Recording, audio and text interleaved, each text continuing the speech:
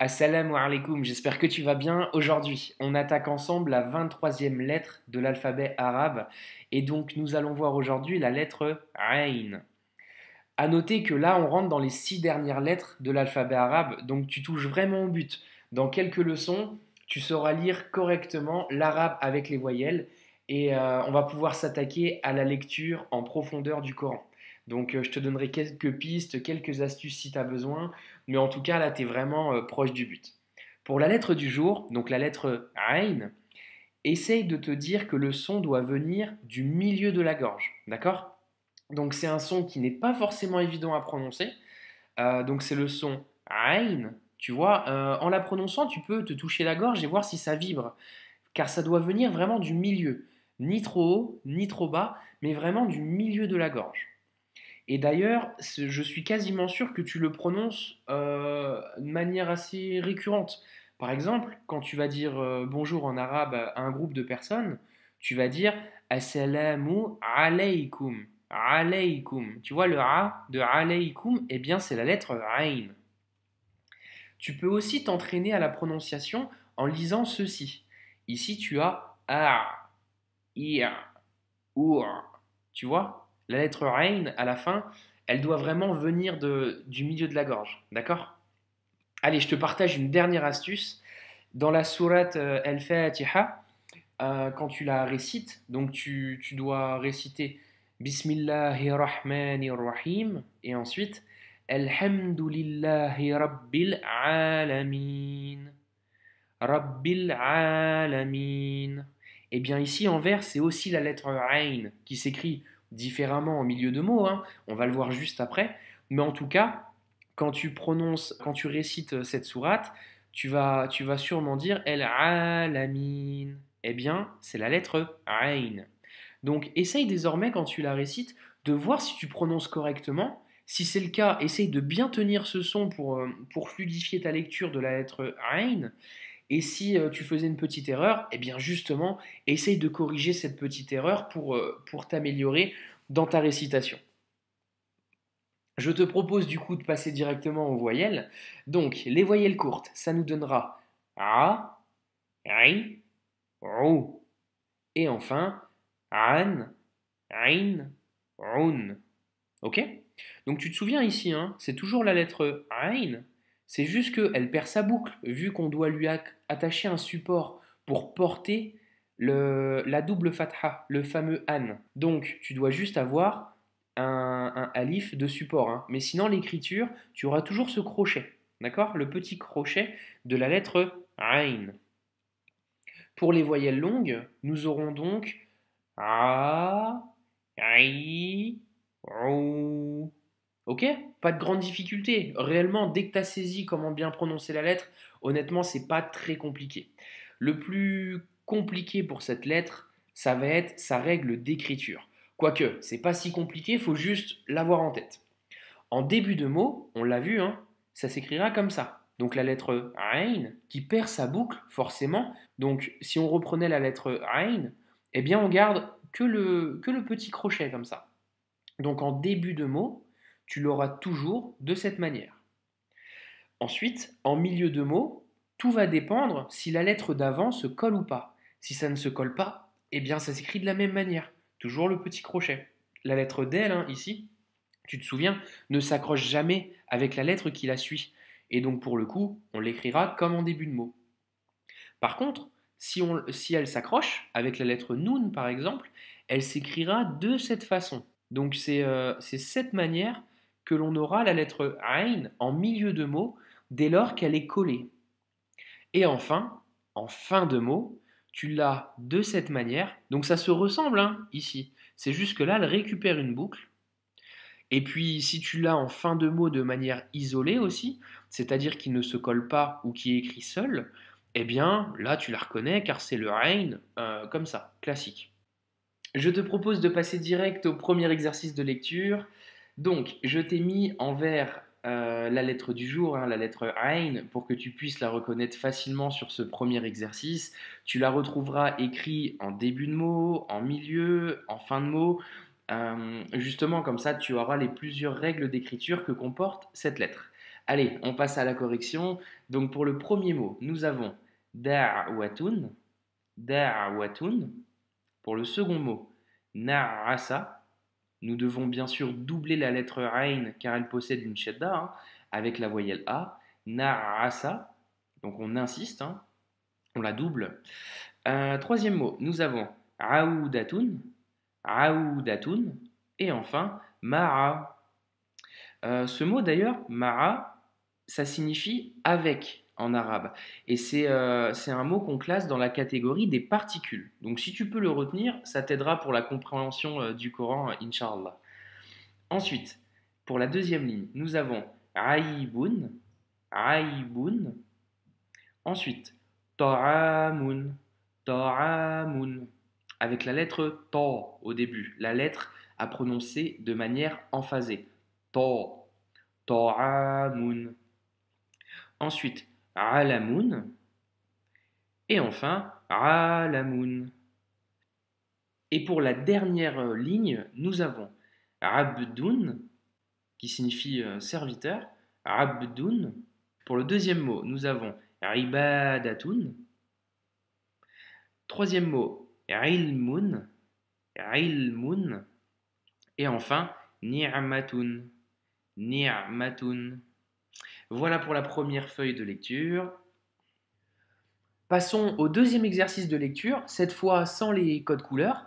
Tu peux aussi mettre en pause sur la vidéo et puis lire tranquillement. Là, c'est des vraies phrases pour le coup, donc prends le temps qu'il te faut, détecte les lettres et lis tranquillement, et puis on passe à la correction pour voir si tu as réussi. Donc, pour la première ligne, nous avons Aishatu, Aishatu, Ta'ishu, Sa'idatan. Donc, Aishatu, Ta'ishu, Sa'idatan. Ici, c'est le prénom Aïcha. Tu vois, Aishatu, c'est le prénom Aïcha. Et puis, bien sûr, on note justement le ta marbuta, qui est la marque du féminin, car le prénom Aïchatu est un nom féminin. Pour la deuxième ligne, nous avons Uthmanu, Uthmanu, donc Ru, ici ça va être Tha, Uthmanu, c'est un prénom aussi d'ailleurs, Uthman, Uthmanu, Yuti'u, Yuti'u, ici c'est un ta, tu te souviens, la grande lettre qui se prononce de manière emphasée, Yuti'u, walidayhi, walidayhi. Donc pour la traduction d'ailleurs, ici c'est Aïcha vit de manière heureuse et ici Uthman obéit à ses parents. Et pour la dernière ligne, nous avons Yajtami'u, Yajtami'u, Yajtami'ul Hujjaju. Tu peux faire la liaison si tu es à l'aise. Yajtami'ul Hujjaju fi Arafata. Fil Arafata. Arafata, tu sais, c'est le mont Arafat, à la Mecque, justement. Et donc ici, tu as Hujjaju, donc les pèlerins du Hajj. Fi, c'est sûr. Et ici, c'est le verbe se réunir. Donc, les pèlerins se réunissent sur le mont Arafat, justement. Voilà pour la deuxième feuille de lecture. Allez, passons au bonus du jour. Et pour cela, aujourd'hui, je t'ai choisi la sourate numéro 109, Surat al-Kafirun. Je te l'ai choisie car, comme tu peux le voir, elle comporte énormément de fois la lettre du jour, la lettre Ain. Et puis aussi parce qu'aujourd'hui, avec ces 23 leçons que l'on a fait ensemble, tu peux la lire par toi-même dans son intégralité. Donc c'est l'une des premières sourates, en tout cas, que tu peux lire complètement grâce à ces 23 leçons. Donc justement, si tu es sur téléphone portable par exemple, n'hésite pas à te faire une capture d'écran, comme ça tu la gardes avec toi, et puis pour t'entraîner, c'est un bon exercice justement. Et puis deuxièmement, je voulais à nouveau te faire partager la récitation du petit, le fameux Sulaiman, qui fait justement les cours de l'école coranique au Kenya, et puis qui me l'a envoyé hier. Je te laisse écouter.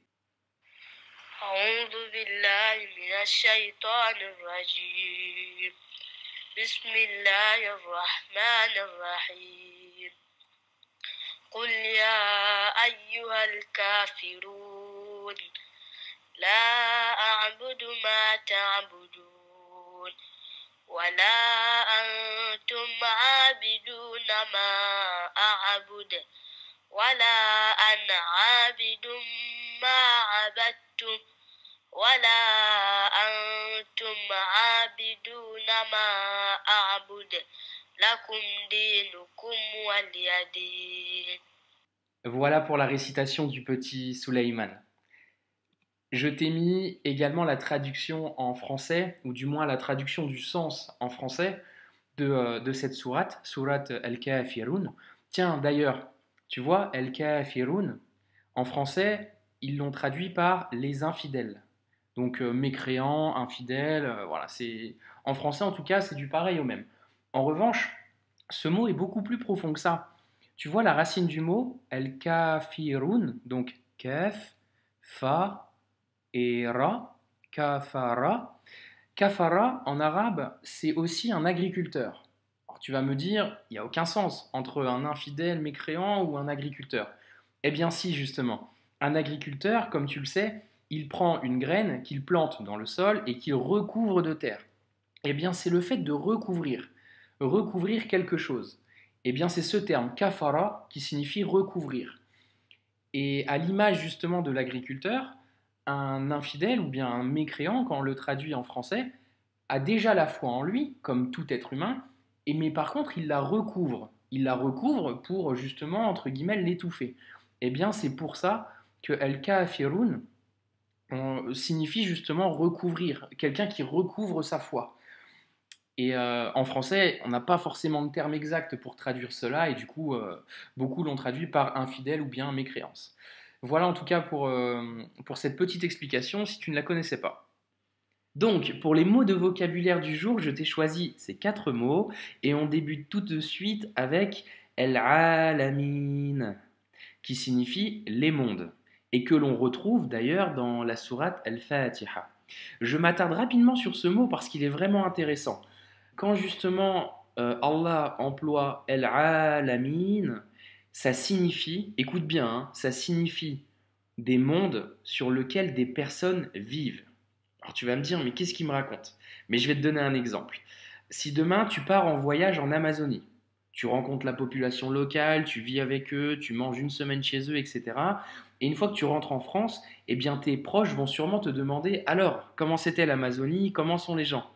Et toi, tu vas répondre, oh là là, l'Amazonie, c'est un autre monde. Les gens vivent dans un autre monde. Tu vois, tu vas utiliser l'expression un autre monde. Pour autant, on est sur la même planète. Tu vois ce que je veux dire? Donc c'est la même planète, mais c'est des mondes différents. C'est comme des petits mondes différents. Eh bien, c'est cette expression et c'est ça que referme justement El Alamin. Ça signifie des mondes où vivent des peuples de tout temps, de toute époque, de toute race et de toute culture. Et c'est pour cela que c'est vraiment intéressant parce que l'islam ne s'adresse pas uniquement à une population ou à une catégorie de personnes. Ça s'adresse à tout le monde, peu importe l'époque, peu importe l'origine, peu importe la couleur, ça s'adresse finalement à tout le monde.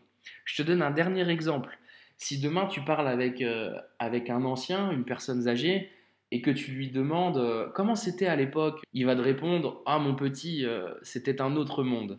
Eh bien tu vois, il va aussi utiliser cette expression parce que c'est certes une époque différente, mais c'est tellement différent que l'on dit que c'est un autre monde. Tu vois? Voilà, je voulais m'attarder un petit peu là-dessus parce que chaque mot qu'Allah utilise a vraiment un sens profond que l'on ne peut pas forcément avoir en français. Alors là, tu vois, hein, juste sur un simple mot, je peux t'en parler des heures. Allez, on enchaîne avec les trois autres, un peu plus simple hein, pour le coup. Ici, nous avons Ta'amun, donc nourriture. Ici, Ilmun, Ilmun, donc science. Et enfin, Ni'matun, Ni'matun, qui est une grâce, un bienfait. Ok? Allez, on passe au résumé de la leçon numéro 23. Donc concernant la lettre Ain, pour le son, garde à l'esprit que le son doit venir du milieu de la gorge. Et pour t'aider, pense à justement El Alamin, que tu as dans Surat Al-Fatiha par exemple, ou bien Assalamu alaykum. alaykum. Tu vois, c'est ce son-là que tu dois rechercher. Et enfin, pour la fameuse règle d'écriture de la lettre Ain, je te l'ai remis ici. Donc, en début de mot, en milieu de mot quand ce n'est pas collé, en milieu de mot quand c'est collé, et en fin de mot. Ça marche? Voilà en tout cas pour la leçon numéro 23, un peu plus longue que d'habitude, je te l'accorde. Mais en tout cas, j'espère que ça t'a plu. Je te dis à la prochaine. Prends soin de toi. Barakallahu fikum.